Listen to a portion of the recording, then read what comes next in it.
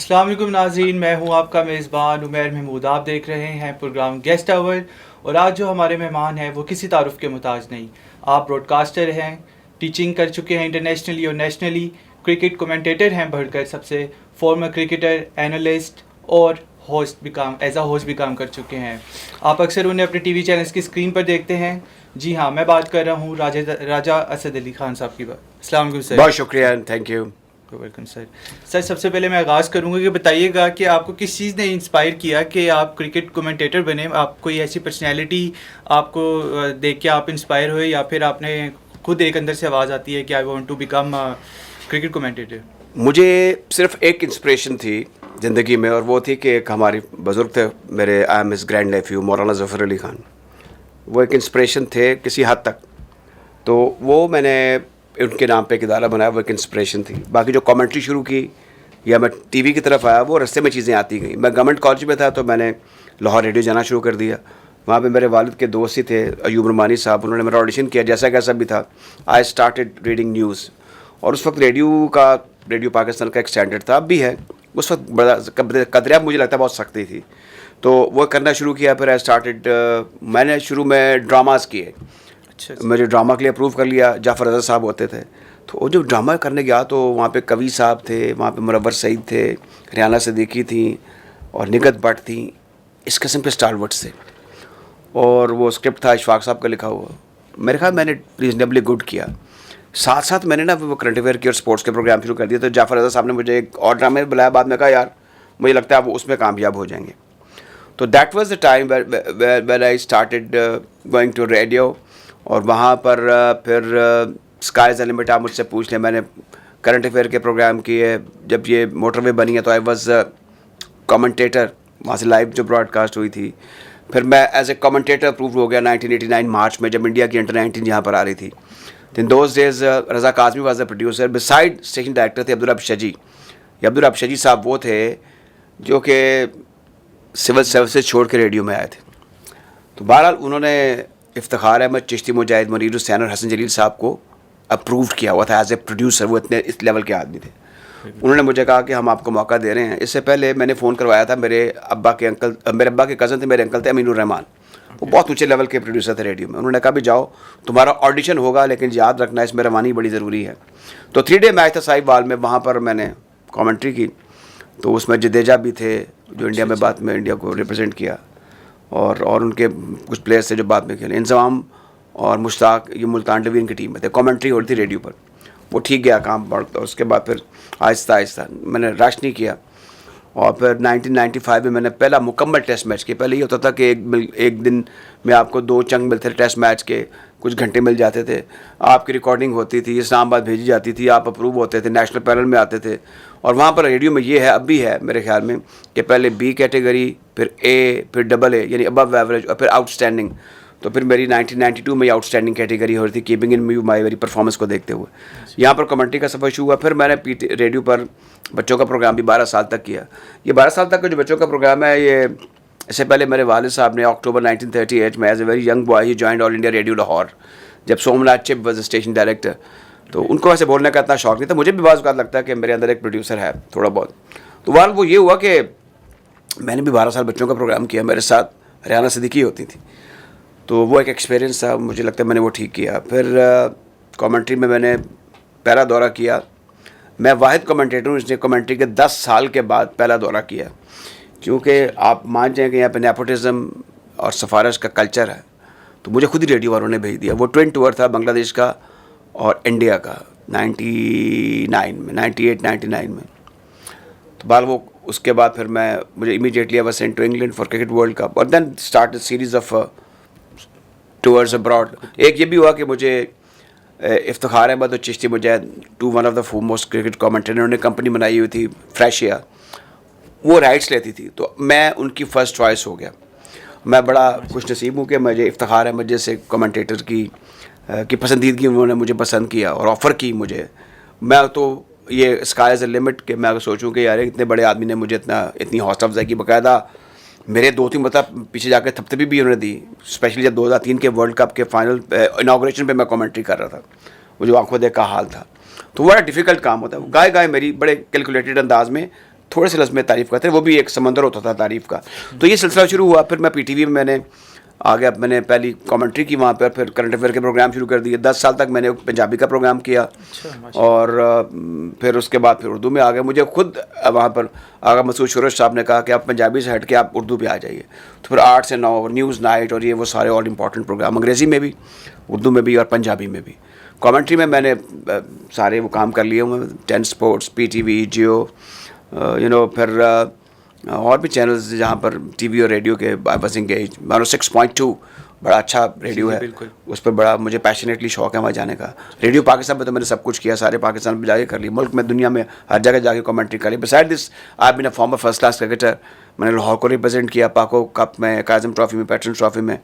मैं पाकिस्तान के under-17 selected हूँ। और फिर क्रिकेट बोर्ड ने मुझे एक दफ़ा लाहौर में ढॉक लगी थी, तो मुझे उन्होंने वहाँ सेक्रेटरी और ट्रेजरर बनाया। फवाद साहब was convener of that committee, जिसमें मोहसिन कमाल थे, अख्तर मुमताज़ भट्ट थे, और फिर और लोग थे, अच्छे लोग थे। तो वहाँ पर हमने एक अच्छे तरीके से काम चलाया। मैं बेसिकली जो मेरा ज़रिए रोज़गार है वो एडवर्टाइजिंग है। तो I know bit of editing and vocals, jingles and spots, radio program, POS, documentaries, ये मैंने सारे काम किए हुए।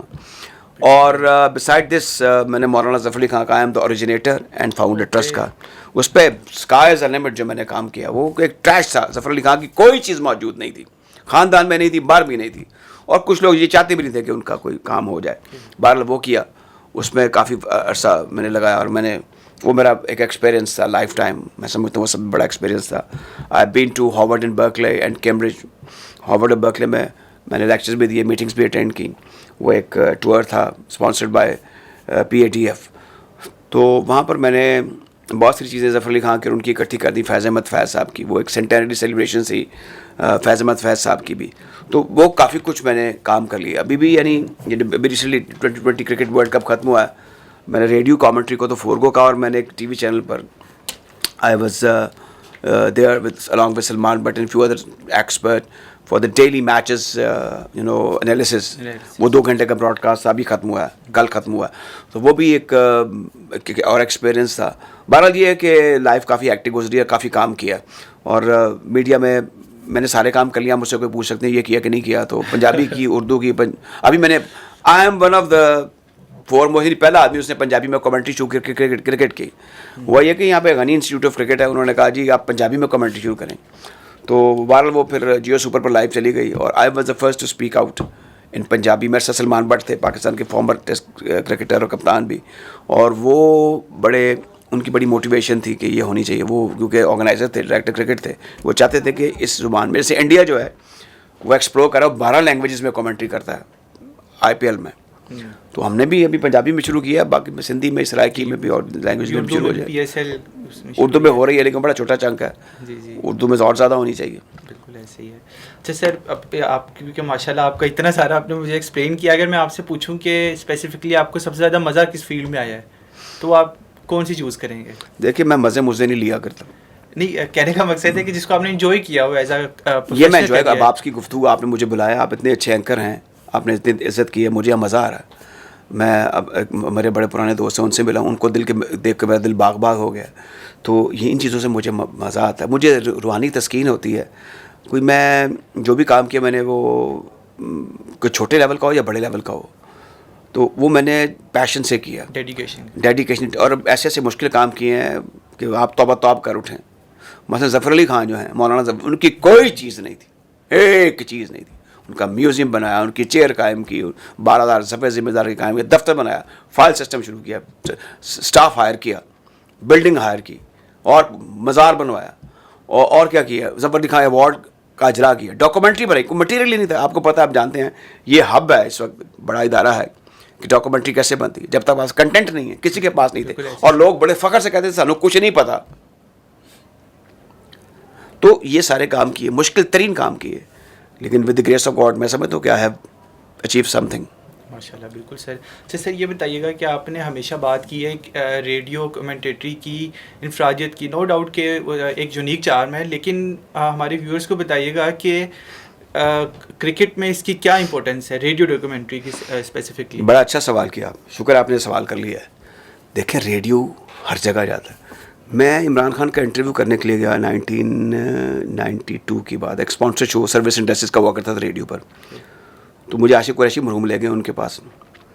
तो मुझे उन्होंने कहा कि मुझे लेकर इसलिए गए थे कि जो उस वक्त शौकत खान बनने वाला था कि इसकी प्रमोशनल कैंपेन चलानी है। तो मुझे इमरान खान ने कहा कि रेडियो हर जगह जाता है। तो रेडियो को जो बड़े स्टेबल, जैसे जुल्फ़िकार अली भुट्टो रेडियो की अहमियत को समझते थे। जब इस्लामिक समिट कॉन्फ्रेंस हुई थी लाहौर में, तो हनीफ रामे साहब को भुट्टो साहब ने भेजा था कि आप लाहौर रेडियो जाएं और वहाँ की सहूलियात का जायज़ा लें। Look at the brain. Radio बड़ा स्ट्रॉन्ग मीडियम है, लेकिन अगर हम रेडियो अब देख रहे हैं प्राइवेट चैनल्स अच्छी खिदमत कर रहे हैं, 1 और 6 हैव डन वंडर्स। लेकिन जो रेडियो पाकिस्तान ने इब्तदाई खिदमत की है for the popularisation of cricket in Pakistan, उसमें पाकिस्तान क्रिकेट बोर्ड को भी इनका शुक्रगुजार होना चाहिए। जो काम उनका था वो रेडियो पाकिस्तान ने किया। रेडियो की जो कमेंट्री है वो हर जगह जाती है। आपके जो साहब मुझे लेने के लिए आए थे, उनका ताल्लुक उस इलाके से है जो पहाड़ी इलाका है। अब रेडियो पाकिस्तान की मीडियम पे नशरियात वहाँ पर भी जाती हैं, कमेंट्री लोग कान से लगा के सुनते हैं, टीवी भी वहाँ पे नहीं है। और गाड़ियों में रेडियो अभी भी जब कमेंट्री हो रही होती है तो सब लोग, मुझे जितना रिस्पांस 106.2 पर मिलता था कि हम आपको सुन रहे हैं जी, इस वक्त सुन रहे हैं, बाद लोग रिकॉर्ड करके भेजते थे।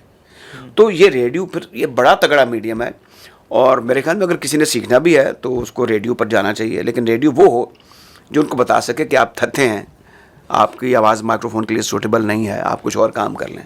बड़े बड़े लोग, ये जो ऑडिशन है ना, ये बड़ी जालिम चीज़ है, और आपके यहाँ पे जो बड़े ज़िम्मेदारान हैं वो इसकी अहमियत से वाकिफ़ हैं कि ये जो ऑडियो होता था, जो ऑडिशन होता था, that is very important. Radio में तो ये था, रेडियो पाकिस्तान में, कि आप देहाती प्रोग्राम के लिए अलहदा ऑडिशन देंगे, अनाउंसमेंट के लिए अलहदा देंगे, कमेंट्री के लिए अलहदा देंगे, अंग्रेज़ी के लिए अलहदा देंगे, खबरों के लिए अलहदा देंगे, और हर एक की कैटेगराइजेशन जो है वो अलहदा है। तो that is the radio. Radio का एक्सप्रेशन है। मिसाल के तौर पर अगर मैं आपको कहूँ कि आज बड़ी गर्मी है, उफ़, तो सुनने वाला कहेगा यार पता नहीं कितने की गर्मी है, या कोई तबाही का मंजर आप थ्रू योर इफेक्ट्स ब्रॉडकास्ट करते हैं तो कहेंगे यार पता नहीं कितनी बर्बाद, टीवी पे सब कुछ नज़र आ रहा है। दूसरा, अब टीवी का रोल सेकेंडरी हो गया, आप जानते हैं, with the passage of time.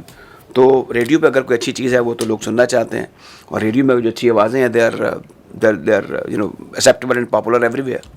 बिल्कुल ऐसी है। अच्छा सर, बताइएगा कि आपकी कमेंटेटरी का अंदाज़ जो है बड़ा मकबूल हुआ माशाल्लाह से। तो जब आप जाते थे कमेंटेटरी करने किसी मैच का, उससे पहले आप क्या प्रैक्टिस करते थे, या क्या आप पे कोई प्रेशर होता था, किस तरह से आप उसको लेके चलते थे? देखिए, मैं कभी कागज़ इकट्ठे नहीं करता, मुझे इन्फॉर्मेशन की ज़रूरत होती है। मेरी साउंड ऐसी जानी चाहिए कि लोगों को अंदाज़ा हो कि he is man for the job. आपको प्लेयर्स के नाम, रूल्स, रेगुलेशन, कल्चर का पता होना चाहिए। मुझे एक एडवांटेज था कि मुझे ये पता चल जाता कि ये शॉट कहाँ गई है, ये इशारे किस चीज़ के हैं, हवा कहाँ चल रही है, और ये क्या होने वाला है इस मैच में। क्योंकि मेरा ज़्यादा वक्त जो है, मैं लाहौर की 3 तकड़ी क्लबों में मैंने क्रिकेट खेली, cricket centre, Wahdat eagles and model town. और इतनी कम्पिटेटिव क्रिकेट थी कि ये जो हमारे आजकल के 15 गए हुए थे अमेरिका और वेस्ट इंडीज़, उनसे ज़्यादा कम्पिटेटिव थी। और क्रिकेट पे जब मैंने, आप तसव्वुर नहीं कर सकते, रेडियो पाकिस्तान पे जब मैं स्पॉन्सर शो करता था तो मेरे दाएं और बाएं कौन होता था? ग्रेट इम्तियाज़, ग्रेट नज़र, एजाज़ भट्ट साहब, शफकत राना साहब, और फिर बाद में अज़हर ख़ान और शफीक वापा साहब भी आते रहे। तो ये बड़े लोग थे, इनके नाम बिकते थे उस वक्त जैसे आजकल, और ये आजकल के दौर के क्रिकेट खेलने वाले थे, एग्रेसिव थे, ख़ासतौर पे इम्तियाज़ अहमद की बात करें तो। और फिर मैंने जो अब्दुल हफीज़ कारदार साहब, इनसे भी, वो तो किसी से बात नहीं करते थे, वो बड़े तमपनत वाले आदमी थे, बड़े आदमी थे। फजल साहब के घर भी जाकर उनके भी इंटरव्यूज़ और सारे उनसे बातें शाते रहीं। फिर प्लेयर्स आजकल के जो जितने भी हैं, इनसे interaction was no issue for me. तो बहरहाल ये है कि वो हर चीज़ में इसको एक हिस्सा समझ के अपनी ज़िंदगी का, और प्लेयर्स को भी मैंने हमेशा उनकी इज़्ज़त की है।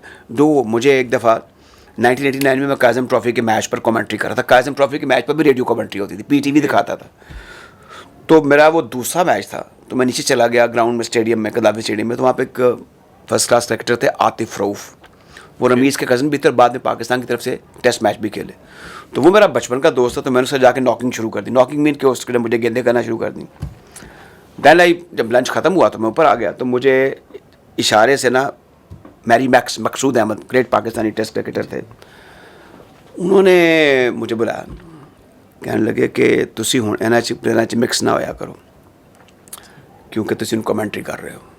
हमारे आजकल के एक्सपर्ट का ये होता है कि टीवी पर बैठ के जो हमारे नामी ग्रामी एंकर हैं, वो कहते हैं प्राइम मिनिस्टर मेरे दोस्त हैं, वो मेरे प्रेसिडेंट साहब दोस्त हैं। दोस्त कैसे हो सकते हैं आपके? हालांकि वो मेरे साथ खेलता रहा था इसलिए मैं उसके साथ चला गया। फिर मैंने ये उस वक्त से मैं आई रिमेन आर्टिकुलेट, यानी कि शुएब अख्तर साहब ने पूरी कोशिश की, मुझे उन्होंने पसंदीदगी का मेरी तरफ इजहार भी किया, लेकिन मैं उनका दोस्त नहीं बन सकता था, ना मैं हूँ। और बाकी ये कि मैचेस में गपशप हो जाती है, तबादला ख्याल हो, दिस इज़ नेचुरल, लेकिन दोस्ती वाली बात करनी नहीं चाहिए। You should be very articulate in your living, in your speaking and in your moving.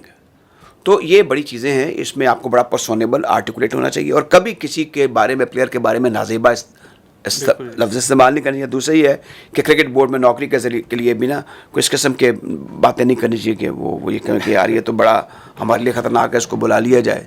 ये क्रिकेटर भी कर रहे हैं और कुछ मीडिया से रिलेटेड लोग भी कर रहे हैं जो साफ़ी नुमा हैं। तो सर ये बताइएगा कि आपके कमेंटेटरी के कैरियर का सबसे यादगार लम्हा कौन सा है? कोई एक सर ऐसा जो आप कहें कि सबसे बेस्ट है, one of the best career का? देखिए, बड़े बड़े वाक़यात भी हैं और बाज़ जगह बड़ी अच्छी कमेंट्री भी हो गई। तो मैं याद है कि जब 95 में मेरा पहला टेस्ट मैच था, तो एक कलेक्टर कस्टम थे अकमल साहब, वो फैसलाबाद में तैनात थे। पहले मैं जब गया ऊपर तो कमर अहमद हमारे साफ़ी हैं, बड़े मशहूर, उनके साथ फवाद आशमी बैठे हुए थे, वो छोटा सा रेडियो रख के आगे बैठे हुए थे। उनकी वो तस्वीर मेरे पास अभी भी है, मैंने उनसे खड़े होकर तस्वीर भी खिंचवाई। कमर अहमद साहब, अब से उनसे मेरी बड़ी फ्रैंकनेस है दोस्तों की तरह। अभी तुम कमेंट्री कर रहे थे उर्दू में, बड़ी अच्छी कमेंट्री कर रहे हो, तो मुझे बड़ा अच्छा लगा। उसके बाद वो कलेक्टर कस्टम जो थे अकमल साहब, वो कमेंट्री बॉक्स में आ गए फैसलाबाद की, और उन्होंने मेरी बड़ी तारीफ़ की। एक हमारे और भी कमेंटेटर थे, उनके बारे में उन्होंने कुछ और अल्फाज इस्तेमाल किए, ये कि यार you have done wonderful job. बहुत मुझे अच्छा लगा कि मेरा पहला था एक्सपीरियंस। फिर बाद टीजी हजरात ने बड़ी मेरी तारीफ़ की, बड़ा इफ्तिखार अहमद का ने मुझे। फिर सुल्तान एफ हुसैन, एक असल में पहले वो लोग बहुत सख्त हुआ करते थे। सुल्तान एफ हुसैन एक बहुत मायनाज साफ़ी थे पाकिस्तान के, उनके नाम पर एक स्टैंड भी है कज़ाफ़ी स्टेडियम में, वो स्पोर्ट्स टाइम के एडिटर भी थे। उन्होंने मेरे बारे में जब लिखा ना, तो मुझे पहले, मैं उनके क्लब में क्रिकेट खेलता था, क्रिकेट सेंटर में, वो मियाँ सईद जो पाकिस्तान के फॉर्मर कैप्टन थे ना अनऑफिशियल, उनके मेरे ख्याल में दामाद थे शायद। बहरहाल वो मेरे वालिद के साथ मॉल्टो में क्रिकेट भी खेला करते थे, सुल्तान एफ हुसैन। तो उन्होंने, मैं क्लब गया तो मैं बाइसिकल पे जाता था, तो मैंने जब बाइसिकल खड़ी की तो मुझे कहने लगे, राजा तुम तो बहावलपुर में थे, तुम कैसे आ गए? मैंने कहा आपने मेरी कमेंट्री सुनी? मैंने कहा कैसी सुल्तान साहब? तो कहते हैं बाकी जो कर रहे हैं उनसे अच्छी थी। फिर after some years he wrote a column के अंदर एक हिस्सा मेरे बारे में लिखा उन्होंने। वो तारीफ़ किसी की नहीं करते थे, और आप नाम ले लें किस किस के उन्होंने लते नहीं लिए। और मेरे पास एक जो सबसे पॉपुलर कमेंटेटर थे, मेरे घर आए और कहने लगे, यार सुल्तान एफ हुसैन साहब ने हमारी बड़ी बेइज्जती की, हम ऑस्ट्रेलिया गए हुए थे, उनके घर चलते हैं। यार वो इन चीज़ों में आने वाले थे कि बस फाइनेंशियल स्पर्च, निशात शर्मा के मालिक भी थे, बड़ी रिनाउंड फैमिली थी लाहौर की। तो उन्होंने लिखा कि ये कमेंटेटर हमारे गए हैं, लेकिन एंड में ये लिखा, मैंने अभी भी नेशन की वो क्लिपिंग पढ़ी है, बल्कि मुझे फ़ोन करके बताया भी कि मैंने तुम्हारी तारीफ़ कर दी। तो उसमें लिखा कि यंग राजा असद अली खान, मैंने इसको टीवी पर भी सुना है, उससे पहले रेडियो पर, he is man for the job, और वो उन्होंने मेरी तारीफ़ करी, इतनी काफ़ी थी मेरे लिए। तो इस तरह के लोगों की जो हौसला अफजाई है वो बड़ी मेरे लिए गाय बहुत सी तारीफ़ें, लेकिन वो सेल्फ प्रेज़ के ज़मरे में आ जाती हैं। बहरहाल वो इस सिलसिले में आई एम वेरी सेटिस्फाइड। बिल्कुल ठीक है। अच्छा सर, हर प्रोफेशन में मुश्किलात होती हैं, चैलेंजेस होते हैं, तो आपको किन मुश्किलात और चैलेंजेस का सामना करना पड़ा? क्योंकि ऑब्वियसली आसान तो होगा नहीं। अब मैं आपको बताता हूँ, चैलेंज कोई नहीं थे, ना मुश्किलात थी, लेकिन जब मैं था तो उस मुनीर हुसैन साहब अरूज पे थे, BA खान साहब अरूज पे थे, हसन जलील साहब अरूज पे थे, हमीद अख्तर साहब अरूज पे थे, मोहम्मद इदरीस साहब अरूज पे थे। इनके अरूज का ज़माना था। इनके दरमियान मुझे इसलिए मौका मिल गया कि इदरीस साहब चले गए न्यूजीलैंड, तो मुझे ये जो साइड मैच वगैरह मिल गए एक दो अंडर 19 के खिलाफ, वरना वो भी नहीं मिलने थे। मैंने कभी इनसे आगे बढ़ने की कोशिश नहीं की। एहतशाम मेरे खैर बाद में आए, और इकबाल बेग भी आ गए, तारिक सईद आ गए, तारिक सईद ने बड़ा नाम इस्टेब्लिश किया अपना, राना अशफाक एक और कराची के लड़के हैं वो, फिर और लोग भी थे, तनवीर इकबाल साहब हैं, अनीस सुलेमान भी कमेंट्री करते हैं, अच्छी करते हैं, और कुछ और भी लोग थे, भी ज़हन में आ जाएंगे, अरजैदी मरहूम हो चुके हैं। फिर अंग्रेज़ी में थे ये लोग, तारिक रहीम एंड इफ्तिखार, और उमर कुरैशी साहब के साथ मैंने कमेंट्री की। वो मेरे वालिद उनकी तारीफ़ किया करते थे, वो उनके बारे में आप लेजेंड कह सकते हैं, वो एक ऊंचे लेवल के थे, और वो फालतू बात किसी से नहीं करते थे, लेकिन वो मेरे लिए वो उन्होंने बड़े इनकरेजिंग वर्ड्स इस्तेमाल किए। तो ये चीज़ें आपको हौसला देती हैं, जो इतने जिनका उम्र का भी फ़र्क हो और जिनका नाम दुनिया लेती हो, तो वो उनकी तरफ से आपकी हौसला अफजाई होती है। और मैं इसीलिए स्टेटस पे आ गया, यू नो वो। और ये मैं आपको बता देना चाहता हूँ कि आपकी मेहनत और परफॉर्मेंस काउंट बहरहाल होती है, जितना मर्जी बुरा दौर आ जाए, जितनी मर्जी नेपोटिज्म, मिस मैनेजमेंट हो, कॉन्फ्लिक्ट ऑफ इंटरेस्ट हो, आप राइज कर जाएंगे टू। और दूसरी बात, जैसे सच सच होता है ना और झूठ झूठ होता है, इसी तरीके से जो क्वालिटी और मेहनत है वो अपनी जगह। दूसरा एक और चीज़ कि मेरे वालिद ने कभी नहीं चाहा था कि मैं रेडियो में जाकर इस प्रोग्राम करूँ ना। मैं खुद महसूस करता हूँ कि मुझे एक ऐसी अपॉर्चुनिटी मिल गई तो रास्ते बनते चले गए वो, क्योंकि रेडियो ऑल इंडिया रेडियो में थे, रेडियो पाकिस्तान में थे, फिर बाद में विलेज एड में चले गए। खुदा वक्त बुशा साहब जो थे एग्रीकल्चर मिनिस्टर, वो मेरे वालिद को बहुत पसंद करते थे।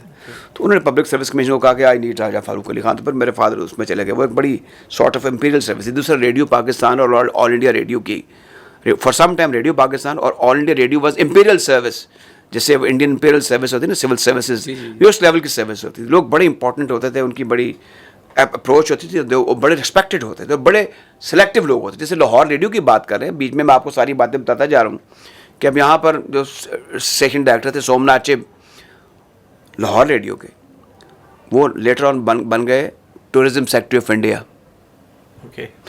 और यहाँ पे कौन था, कामनी कौशल थी, शुंगलू ब्रदर्स से ओम प्रकाश, मेरे वालिद साहब, उनकी तस्वीर भी है, देहाती प्रोग्राम किया करते थे। कामनी कौशल भी हमारे कैड में आती हैं, वो शी इज़ नाउ 90+, मेरी उनसे फ़ोन पे बात भी हुई थी, वो लाहौर रेडियो से थी। तो कहने का मतलब ये है कि रेडियो को जिसने मार खाई हो, अब तो खैर रेडियो की मार खाने की ज़रूरत नहीं, क्योंकि अब लाहौर रेडियो पर भी कुछ ऐसे लोग आ गए हैं वो are not man for the job. कुछ लोग बहुत अच्छे हैं, जैसे अब आजकल जो स्टेशन डायरेक्टर आए हैं वो बड़े रवायत को हमेशा लेकर आगे चलें और उसमें बेहतरी पैदा करते हैं। हर दौर के नए स्टार्स होते हैं, पुराने नए स्टार्स हर दौर के होते हैं। लेकिन अब यहाँ पर कुछ ये है कि अर्शोबे में ना मिड जॉकर्स जो हैं उनकी तादाद बहुत ज़्यादा, तो इसमें बेहतरी की गुंजाइश है। आई होप कि जो लोग काम कर रहे हैं वो इस पर तवज्जो देंगे। बिल्कुल सही, मॉडिफिकेशन की ज़रूरत है। तो सर ये बताइएगा कि अब नई टेक्नोलॉजी आई है, नए प्लेटफॉर्म्स आए हैं, तो इसके आने से आपको क्या लगता है कि जो कमेंटेटरी है क्रिकेट में उसमें क्या तब्दीली आई है? बेपनाह इतनी चैलेंजिंग हो गई है, इतनी चैलेंज है इसमें, आप सोच नहीं, मुश्किल क्या, बेतहाशा प्लेयर्स हैं, बेतहाशा टीमें हैं, रूल्स एंड रेगुलेशंस हैं। अगर आप इसको मैच नहीं कर रहे तो आप क्या करेंगे? मैंने तो दोनों ज़माने देखे हैं ना। मैंने तो पीटीवी का वो ज़माना देखा है, मुझे कल किसी ने 1998 की मेरी एक रिकॉर्डिंग भेजी है। उस ज़माने में 14 इंच का टीवी होता था, और अब हम जाते हैं तो अनवाओ अक़साम की सहूलियात हमारे लिए होती हैं। यानी मेरे यहाँ पे एक लगा हुआ है, आई पीस लगा हुआ है, मैं यहाँ से बटन दबा के प्रोड्यूसर कहता हूँ ये ज़रा ये फ़लाना बंदा ये जो आपकी तरफ यार इसके साथ शॉट देना, मुझे कहते लें जी ठक शॉट आ गया। आप मैं फिर दोबारा कहूँगा कि मुझे फ़लाना रीप्ले चाहिए, मुझे फ़लाने ग्राफिक्स चाहिए, ग्राफिक्स की अलग चीज़ चल रही है। तो उस ज़माने में सिर्फ 14 इंच की, लेकिन परफॉर्मेंस लाजवाब थी, कैमरा वर्क लाजवाब, प्रोड्यूसर मंशा नाथ और फिर वो जो अमजद शाहीन, इजाज़ मियाँ और वो कमाल लोग थे, इतने और बड़ी डेडिकेशन थी। बहरहाल अब ये जो बदला हुआ ज़माना है इसमें और चीज़ें हैं। अब ये हमारे कैमरामैन जानते हैं कि कैमरे के पीछे खड़े हुए लोगों के लिए सहूलत है या नहीं है। अब वो चबूतरे बने होते हैं, वहाँ पे चले जाते हैं, वहाँ खड़े जाते हैं, और फिर 3.5 घंटे, या फिर अगर 4 डे क्रिकेट है या 5 डे क्रिकेट है तो फिर 7-8 घंटे आपको खड़ा होना पड़ता है। तो बाज़ औक़ात मैं देखता था अपने सामने, जब कदाफ़ी स्टेडियम में जो जैसे हमारे ये सामने कुली खड़े हुए हैं, फिर मुझे उनकी तारीफ़ करनी पड़ी थी। वो ऐसे लेकर जाते थे, उस ज़माने में कैमरे भी मिलिट्री मॉडल होते थे, लेकिन कमाल था उनका, उस ज़माने में भी कमाल था और अब भी कमाल है। अब भी लोग बड़ी मेहनत कर रहे हैं, प्रोड्यूसर बड़े बड़े शानदार हैं, बड़े बेहतरीन हैं। और कुछ मुझे तो जो प्राइवेट सेक्टर है ना, इससे कुछ थोड़ी मुसाबकत हो गई है, लेकिन फिर भी आई थिंक जो हमारे सरकारी 2 इदारे हैं, पाकिस्तान टेलीविज़न और रेडियो पाकिस्तान, इनको कायम रहना चाहिए और हुकूमत को इनकी तरफ तवज्जो देनी चाहिए और वहाँ के लोगों को हला शेरी देनी चाहिए, साथ सहूलियात भी देनी चाहिए। बिल्कुल सर, अगर मैं आपसे पर्सनली पूछूं आपकी चॉइस, कि आपने PSL में कमेंट्री ज़्यादा इन्जॉय की या फिर ICC इवेंट्स में या फिर बाकी मैचेस में ज़्यादा इन्जॉय की? मैंने तो ICC के इवेंट बाहर इतने किए हैं, वर्ल्ड कप किए हैं, मिनी वर्ल्ड कप किए हैं, नॉकआउट किए हैं, और सदी का आखिरी वर्ल्ड कप भी मैंने किया इंग्लैंड में। लेकिन बात यह है कि ICC PSL में मज़ा आता है, अपनाइयत बड़ी होती है। मुझे पाकिस्तान की क्रिकेट को फ्लरिश होते हुए देख के बड़ी खुशी होती है। और इसमें कोई शक नहीं कि बड़ा अच्छा इंतज़ाम होता है, बेहतरीन लोग होते हैं, बेहतरीन टीमें होती हैं। अभी मयार के हवाले से there is a question mark, और पैसा फेंकना पड़ेगा और महंगे प्लेयर बुलाने पड़ेंगे। फिर आपके साथ वो एक इंडिया है जो हर चीज़ में हमारे साथ मुकाबला करता है, हमारे खिलाफ साजिश करता है। हिस्ट्री है, अफगानिस्तान ने शुरू से हमारे खिलाफ कोई, हमारे हक़ में कभी कोई अच्छी ऐसी बात नहीं की। ये भी क्रिकेट की बात नहीं, दूसरे मामला भी हैं, उनसे तल्लुकात बेहतर होने चाहिए। हम इस्लामी मुल्क है, तो ये इसके बावजूद हमारी क्रिकेट ने तरक्की की है, लेकिन तरक्की इन अ वे एडमिनिस्ट्रेशन के पॉइंट ऑफ व्यू से कर लिया बिकॉज मनी पोरिंग इन।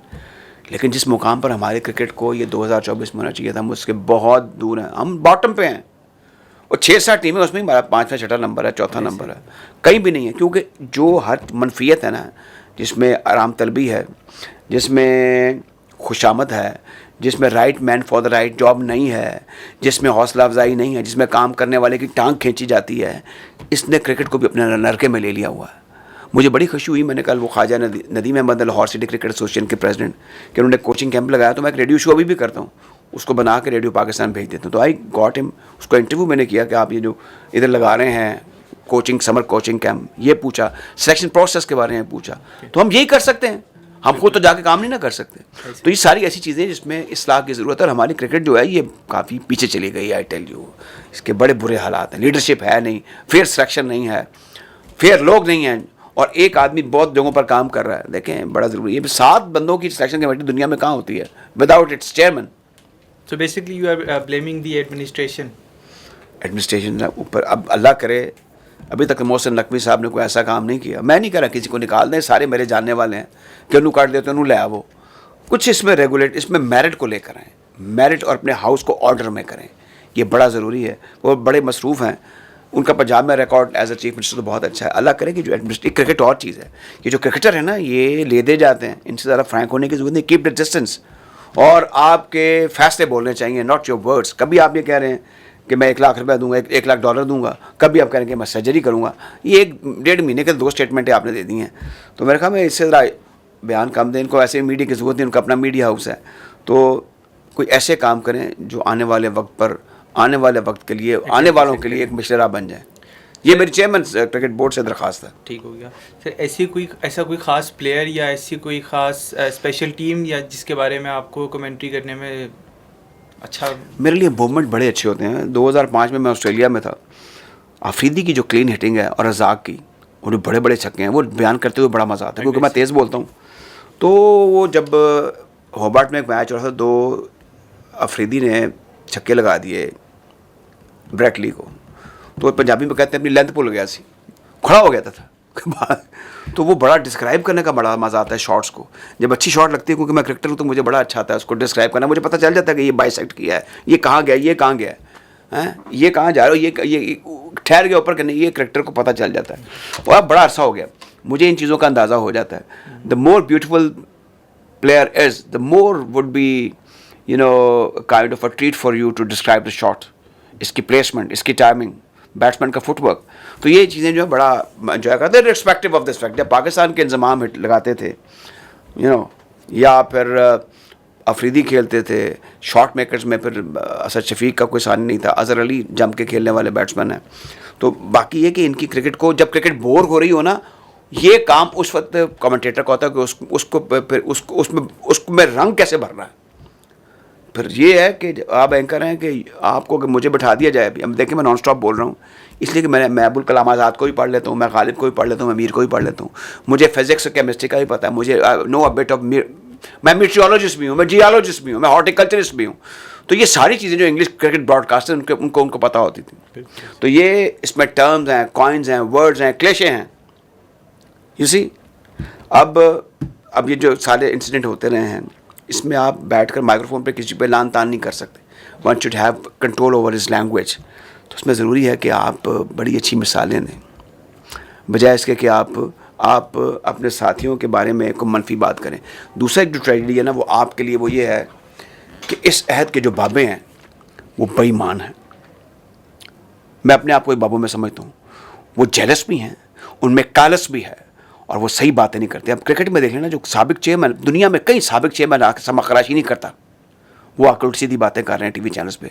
और जी ये देखें, ये चेयरमैन को चाहिए कि इंक्वायरी शुरू करे, जो इल्ज़ाम लगाया एक टीवी एंकर ने बाबर आजम पर। भाई क्यों इंक्वायरी करें?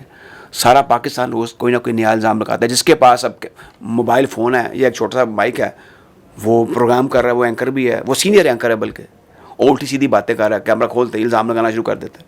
अगर आपको इतनी प्रॉब्लम है, आप समझते हैं दर्द दिल है, जो कि मेरे ख्याल में होगा अगर है, तो सीधा आप जाएँ, इदारे मौजूद हैं वहाँ जहाँ पे इल्ज़ाम लगाएं, साथ प्रूफ दें। आपके पास फाइल बोलती है, कागज़ बोलते हैं। वैसे हवा में तीर चलाने का मतलब ये है कि हम लोग जो पहले टीम के हवाले से परेशान हैं, लोग उनको मज़ीद मायूस करना, फिर उससे बढ़कर आपका जो मैसेज बाहर जा रहा है, लोग हंसते हैं आपके। ये दुनिया में और कहीं ऐसे नहीं है। ये हमारी है कि जगहसाई के लिए हम कुछ सामान पैदा करते हैं, और इसमें बोलने वालों का बड़ा किरदार है। तो अल्फाज जो हैं, उनकी इज़्ज़त, उनकी हुर्मत का अंदाज़ा करना चाहिए, और जो बात करनी है वो आप किसी लाइटर वे में भी बात कर सकते हैं। ऐसी कोई बात होती नहीं जो बन जाती है। और मेरे ख्याल में माजी में जो जिन प्लेयर्स पर हमारे इल्ज़ामात लगे, उसमें उन प्लेयर्स का कसूर कम था। जो इदारा है सबसे बड़ा पीसीबी, वहाँ पे सहूलतकार ज़्यादा थे। देखें जो old head on young shoulder होते हैं ना, जैसे मोहम्मद आसिफ को मैं बड़ा मिस करता हूँ। मेरी उससे कोई, मुझे सारे उनकी मनफी शख्सियत के मनफी पहलुओं का पता है, लेकिन ये जुल्म हुआ किसके साथ? पाकिस्तान के क्रिकेट के साथ। वो 300 आउट करने वाला बॉलर था, 400 आउट करने वाला बॉलर था। ग्रेट इमरान खान ने भी कहा था कि जिस वो गेंद को ऐसे एक ही एक्शन से बाहर, वो कि सलमान बट की अभी तक वो पाकिस्तान के कप्तान होते हैं। सिमिलरली मुझे बताया मोहम्मद आबिद का क्या कसूर था कि वो एक मॉडर्न बैकग्राउंड से आया था। देखें, जो अगर मॉडर्न बैकग्राउंड बार बार नहीं कहना चाहिए, लेकिन ये है कि जो ये चीज़ सारे फ़र्क, ये एहसास लताफत ख़त्म कर देती है। जो गुरबत है ना, या जो मॉडर्न बैकग्राउंड है, वो चीज़ें ख़त्म कर। ये तो अब बोर्ड जो एक इदारा है जिसके पास करोड़ों अरबों रुपए हैं, उसको हाई परफॉर्मेंस सेंटर में स्कैनिंग करनी चाहिए। फिर ऐसे अफराद होने चाहिए जो कहें नज़र रखनी है तुसी राती। अगर हमारा मैनेजर जो है वो लोगों को लेके, लड़कों को लेके खाने जा रहा होगा, ये पुरानी बात बता रहा हूँ, अब तो खैर ये चीज़ बड़ी आम हो गई, अब तो पैसे लिए जाते हैं बाकायदा। या जो हमारे मैनेजर हैं वो इज़्ज़त वाले आदमी, बड़ा ऊंचा, वो दवाई खा के सो जाएंगे, तो प्लेयर तो कोई इधर चल जाएगा, कोई उधर चल जाएगा। मैंने खुद देखा कैंची चप्पलें पहन के बाज़ारों में घूमते हुए लोगों के साथ खाने खाते हुए। तो इस पे हम लोग ये काम करते हैं, कल्चर हमारी टीम में है। तो ये इसको हाईलाइट अगर करना है तो तरीके से करना है, ताकि जो अब एक और बात होती है, अब क्रिकेट बोर्ड के बड़े जिम्मेदार, मैं क्रिकेट बोर्ड के दफ्तर में बैठा हुआ, तो उसने कहा यार ये लगता है कि जो हमारे खिलाफ हर वक्त बोलते रहते हैं ना, ये जेलस है। तो मुझे बड़ी तकलीफ़ हुई कि ये कि मेरे बारे में ना कहें कि मैं जो इनके बारे में करूँगा, उल्टी सीधी बात करूँगा, इनकी उम्र की बात करूँगा, इनकी तनख्वाह की बात करूँगा मीडिया चैनल पर बैठ के। तो समझे कि यार ये जेलस। तो आपको बड़ी एहतियात करनी चाहिए। ये जो अहमियत है या गैरत है, ये बड़ी चीज़ है। सेल्फ इस्टीम या सेल्फ रिस्पेक्ट है, तो एंकर की भी होती है, मीडिया में उनमें बड़ी तमकनत होती है। लेकिन ये चीज़ें क्योंकि बहुत पुरानी चल रही हैं, क्योंकि मैंने ज़िम्मेदार की और इनकलाब की और मिलाप की फ़ाइलें देखी हुई हैं पुराने अखबारों की। ये उस ज़माने में भी साफ ही ऐसे काम करते थे, अब भी कर रहे हैं, लेकिन अब स्काई इज़ द लिमिट। जैसे ये बताइएगा कि आप के जो साथी, ऐसे कौन से आप के साथी कमेंटेटर जिनको आप सबसे ज़्यादा इन्जॉय करते हैं उनके साथ कमेंट्री करने का? मैं सबके साथ इन्जॉय करता हूँ। मैं जाते ही इन्जॉय करने के लिए, कोई भी हो। मैं जब बाहर जाता हूँ तो मैं कहता हूँ कि हमें घूमना फिरना चाहिए, अच्छे होटलों में रहना चाहिए, सारे काम करता हूँ, सबके साथ इन्जॉय करता हूँ। मेरी किसी कमेंटेटर के साथ कभी मुखासमत नहीं है, ना मैं उनकी बैक बाइटिंग करता हूँ। मैं सबके लिए अच्छा सोचता हूँ, क्योंकि मैंने खुद भी ये महसूस किया कि सब मेरी इज़्ज़त करते हैं। खुद कमेंटेटर जो वो बीच में गुगलियाँ मारते हैं लेकिन वो भी ज़ाहिर है कि मेरे दिल के बड़े करीब हैं। मैंने देखे जी, माँ सवाए मैंने खैर लंबी गुफ्तगू की हुई है जमशेद मार्कर साहब से, लेकिन मैं उमर कुरैशी, इफ्तिखार अहमद चिश्ती, मुजाहिद, मुनीर हुसैन साहिबान जो हैं, हसन जलील, मोहम्मद इदरीस साहब, ज़ैदी साहब, फिर तनवीर इकबाल साहब, हमीद अख्तर का मैंने से बताई, उनके साथ, ये सबके साथ कमेंट्रियाँ की हुई हैं। फिर अब जो एक और जनरेशन है जो मेरे बाद आई, जिसमें तारिक सईद हैं, मिर्ज़ा इकबाल बेग, उन्होंने बड़ी मेहनत की है, अनीसुर रहमान हैं, और तारिक सईद का मैंने बता दिया ना। मतलब ये सारे ऐसे लोग हैं जिनके साथ मैं कमेंट्रियाँ कर, जो अमजद अजीज़ मलिक हैं पेशावर में, वो बच्चे कमेंटेटर, इन सब के साथ कर ली हुई है, और बड़ा अच्छा लगता है। फिर रमीज़ और आमिर सुहेल के साथ भी की हुई है, you know, many others, you know, name them. और फिर अब हाँ, 106 पे बड़े अच्छे कमेंटेटर हैं, बात ज़ीशान हैं, और आप सुनते होंगे। सिमिलरली उनके और कोलीग्स हैं जो बड़ी अच्छी, अकील समर हैं, बड़ी अच्छी आवाज़ है उनकी, वो करते हैं। फिर और कुछ वहाँ पे यंगस्टर्स हैं, उनका बड़ा नॉलेज है और वो बड़ा अच्छा काम कर रहे हैं, मेहनत की है उन्होंने। तो मैंने तो सबके साथ एंजॉय किया। कुछ बड़े थे ज़ाहिर है कि उनके साथ वो एक डिस्टेंस रखना पड़ता है रिस्पेक्ट का, जैसे इफ्तिखार और चिश्ती, मुनीर हुसैन साहब या हसन जलील साहब, इनके साथ ज़रा और बात थी। लेकिन यहाँ मैं नाम भूल गया, तारिक रहीम साहब, शहजाद हमायूं मरहूम थे, इनके साथ मैंने फॉरेन टूर्स भी किए, ये रेहान नवाज़, ये जाना हाउस होल्ड नेम्स हैं जिनका मैं जिक्र कर रहा हूँ, लोग इनको जानते हैं, इनकी बड़ी कंट्रीब्यूशन है क्रिकेट के पॉइंट ऑफ व्यू से। तो हमने एक प्रोसेस के ज़रिए कमेंटेटर्स पैदा किए हैं who have good name in them. अब अली यूनुस आ गए, वो वकार यूनुस के भाई हैं, वो भी कमेंट्री कर रहे हैं। तो मतलब a long way to go for all of them जो भी आए हैं। लेकिन अब ये है कि क्योंकि मैचेस बहुत ज़्यादा हो गए हैं, पहले सर्दियाँ होती थी, काज़म ट्रॉफ़ी होती थी, विल्स कप होता था, कमेंट्री होती थी, या कोई टीम एक आधी आ जाती थी उसके मैचेस पर होती थी। अब तो इतनी क्रिकेट हो गई है कि आपका जो एम्पलीफाई हो गया है panel of commentators and expert, farmer cricketers के साथ भी, इमरान खान मेरे साथ एज एन एक्सपर्ट कमेंट्री करते रहे, तो बड़ा अच्छा लगा उनके साथ भी, फॉर्मर क्रिकेटर्स के साथ शुएब अख्तर हमारे साथ आके बैठते रहे। तो आमिर सुहेल की मुझे उनमें बड़ी स्पार्क है, इज़ ए गुड कमेंटेटर। तो ये सारे जो कमेंटेटर का मैंने जिक्र किया है, इसमें से बाज़ तो ज़ाहिर है कि बहुत सीनियर थे, पॉपुलरिटी के उन्होंने बड़े ऊंचे मुकाम हासिल किए और एक अपनी अलग सी पोजीशन हासिल की। लेकिन ये कल्चर जो है, मुझे लगता है कि इसमें काफ़ी इम्प्रूवमेंट की गुंजाइश है अभी। बाज़ लोगों के लिए बड़ी, क्योंकि आसानी से वो आ गए हैं, लिहाजा वो हर चीज़ को ईजी समझते हैं। लेकिन यह चीज़ बड़ी गहरी है, टाइम्स आप पकड़े जाते हैं तो उसका बड़ा नुकसान होता है आपको भी और क्रिकेट को भी। अच्छा सर, अब जो नौजवान नस्ल, नेक्स्ट जनरेशन है जो इस कमेंट्री की साइड पे आ रही है, उनको आप क्या मशवरा देना चाहेंगे? उसका सबसे पहला मशवरा तो ये है कि आप ज़रा ये खुद से जज कर लें कि आप इस काम के लिए मौजू हैं। पहली चीज़ है आपकी वॉइस क्वालिटी, वो इस काबिल है, एक ये बात होगी। क्रिकेट का आपका नॉलेज कितना है? अभी मैं आपको एक लेटर दूं जो मेरे बारे में पाकिस्तान ब्रॉडकास्टिंग कॉर्पोरेशन इस्लामाबाद ने लाहौर रेडियो को लिखा था, कोई अप्रूव हो ही नहीं सकता। आप क्रिकेट के सर्कल्स में कितने पॉपुलर हैं, आपकी आवाज़ माइक्रोफोन के लिए कितनी सूटेबल है, खेल का कितना इन डेप्थ नॉलेज है। ये नहीं कि ये जो इसमें आ रहा है, आपसे अगर पूछ लिया जाए, चलें कुछ पुरानी क्रिकेट के बारे में, ज़रूरी नहीं होता कि 52 या 54 टीम का आपको पता हो या 60 की टीम का पता हो, लेकिन आपका इन डेप्थ नॉलेज होना चाहिए और ये वक्त के साथ आता है। और जंप नहीं लगाने चाहिए। अब हर शख्स ये चाहता है कि आज मैं कमेंट्री शुरू करूँ और कल मैं PSL पे कर रहा हूँ कमेंट्री, या वो मैं TV पे कर रहा हूँ। जल्दी में हर शख्स है, ये वक्त लगता है। मैंने तो वक्त के साथ ही चीज़ें सारी सीखी हैं। मुझे 10 साल लग गए थे, नहीं 89 में शुरू किया, 95 में पहला टेस्ट मैच मुझे मिला था। आज तो जाते ही सीधे ही मिलता ही टेस्ट मैच है, या आपको टेस्ट मैच तो हमने वैसे ही अपने मुल्क में ख़त्म कर दिए हैं, हमारे वो इंटरेस्ट नहीं रहा, जिसकी वजह से बर्बादी हो रही है। तो इसमें यह है कि आपको अगर शौक़ है तो एक आप यूँ करें, किसी नेट पे चले जाएं, वहाँ पे देखें। फिर अब आपके पास इतनी सहूलत है, इसमें इतने मैच पड़े हुए हैं। अब एक और चीज़ है, रटे रटाए जुमले हैं वही रिपीट करने हैं आपने। यूसी जो उर्दू है ना, ये बड़ी मुश्किल है। उर्दू इसलिए मुश्किल है कि कोई ऐसे सेट स्टैंडर्ड नहीं थे। आपको अंग्रेज़ी में तो 1000 कमेंटेटर मिल जाते हैं, बड़े ही मिल जाते हैं। उनको आप देख लें, शॉट किस तरह डिस्क्राइब करते थे, चौके को कैसे डिस्क्राइब करते थे, you have a typical choices word and quotations and description, you can learn a lot। तो अब ये बड़ा आसान हो गया हुआ है। लोग कर रहे हैं उल्टी सीधी गलत मलत अंग्रेज़ी और उर्दू भी बोल रहे हैं, चलते चले जा रहे हैं, चल रहे हैं, उनको पूछने वाला कोई नहीं है। लेकिन ये गिरफ्त भी होनी चाहिए। प्रोड्यूसर नाम की एक चीज़ होती है जो कि अब नहीं रही, पहले वो बता दिया करते थे। पहले तो घर से भी लेके आपको कुछ चीज़ें आनी चाहिए ना, ये चीज़ें हैं। ठीक है सर, पाकिस्तान क्रिकेट को आने वाले टाइम में कैसा उसका मुस्तकबिल देखते हैं? मैं विशफुल हूँ, लेकिन मुझे लग रहा है कुछ होने वाला नहीं है। उसकी वजह कि हर शाख पे उल्लू बैठा हुआ है, झूठे, सेल्फिश और रातों रात नाम पैदा करने का ख्वाब लेकर आने वाले सफारशी। एक तो ये खिलाड़ी हैं जिनकी ये बिल्ड और स्किल है, पेरेंटहुड का इदारा है, वो भी ये चाहते हैं।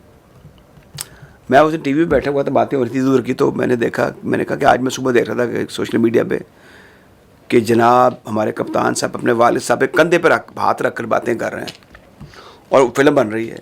तो मैंने कहा वैसे तो वो उनका आपस में बड़ा मिसाली प्यार मोहब्बत है, लेकिन वालिद साहब के कंधे पे हाथ रख के बात नहीं करते होते। यू सी, ये जो एक इन चीज़ों से बीमारी हो चुकी है। माइक के जो आदाब हैं, जो बात करना है, किसी को मुखातिब करना है या किसी के बारे में गुफ्तगू क्रिटिकल भी करनी है, तो इसके सर्टन नॉर्म्स हैं। क्रिकेट इसलिए भी बर्बाद हो रही है कि बोलने वाले इस पर जो है वो एक इतनी तादाद में ज़्यादा हो गए हैं, और मुझे लगता है कि जो टीम बनती है वो सोशल मीडिया पर देख कर बन जाती है कि उसको रखना है, इसको नहीं रखना। मैं यकीन से आपको कह सकता हूँ कि कोई 2-3 प्लेयर ऐसी टीम में मुसलसल शामिल रहे हैं जो कि ख़ास इलाके के मीडिया हाउसेस की सिफारिश पर, उनके प्रेशर पर आकर रखे गए। उनको एक्सटेंडेड उनकी सिलेक्शन रही नेशनल साइड, जो कि नहीं बनती, जस्टिफाई नहीं थी।